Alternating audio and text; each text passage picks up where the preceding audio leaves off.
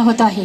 अर्थातच चिरंजीव श्रेयश आणि चिरंजीव सौभाग्यकांक्षिणी अंकिता यांचं विवाह मंचाकडे अतिशय छान अशा वाद्यवृंदासह आणि छान अशा देखाव्यासह आगमन होत आहे। उपस्थितांना विनंती आहे, कृपया आपण सर्वांनी जागेवर बसूनच या सोहळ्याचा आनंद घ्यायचा। पाठीमागे जी गर्दी मला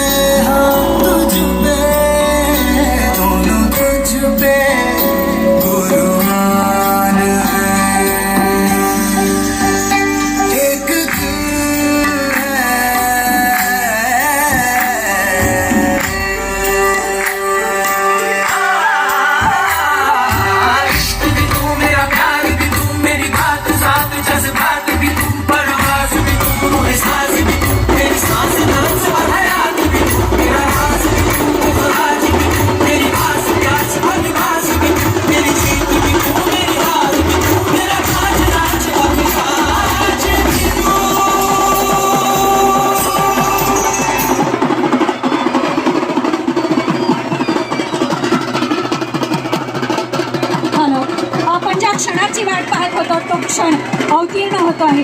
लक्ष्मी नारायणाचा जोडा अर्थातच चिरंजीव श्रेयश आणि चिरंजीव सौभाग्यकांक्षिणी अंकिता यांचा विवाह मंचावर आगमन होत आहे। हाथों में हाथ दिया है साथ निभाना, हाथों में हाथ दिया है साथ निभाना, एक नहीं तो 7 जन्म का साथ है, बस अब जन्म जन्म की ये बात है। एकमेकांसाठी अनुरूप असणारा हा जोडा अर्थातच लक्ष्मीनारायणाचा शोभावाचा जोडा चिरंजीव सौभाग्यकांक्षिणी अंकिता आणि चिरंजीव श्रेयश विवाह बंधनामध्ये बांधले जातात। त्यासाठी आपण सर्व इथे उपस्थित आहात।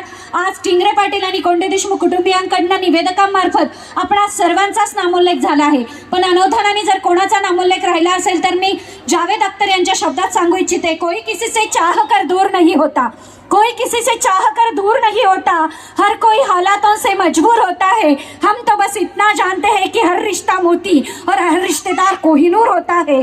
अशी नात्यांची जाण असणारी 2 कुटुंब आहेत, टिंगरे पाटील आणि कोंडे देशमुख कुटुंबीय, आणि म्हणूनच त्याच नात्यांची जाण ठेवत अनवधानाने कोणाचा नामोल्लेख राहिला असेल तर आपण सर्वच मान्य राहत आपणा सर्वांचंच पुन्हा एकदा दोन्ही उभय कुटुंबियांच्या वतीने मनपूर्वक स्वागत। आणि आज खरं तर जेव्हा कनिष्ठांचा विवाह सोहळा असतो तेव्हा ज्येष्ठांचं महत्त्व खूप मोठं असतं, म्हणूनच ज्येष्ठ जावई सन्मान आपण घेतो आहोत। आणि आता मी विनंती करते की आपण ज्येष्ठ जावई सन्मानाला सुरुवात करावी।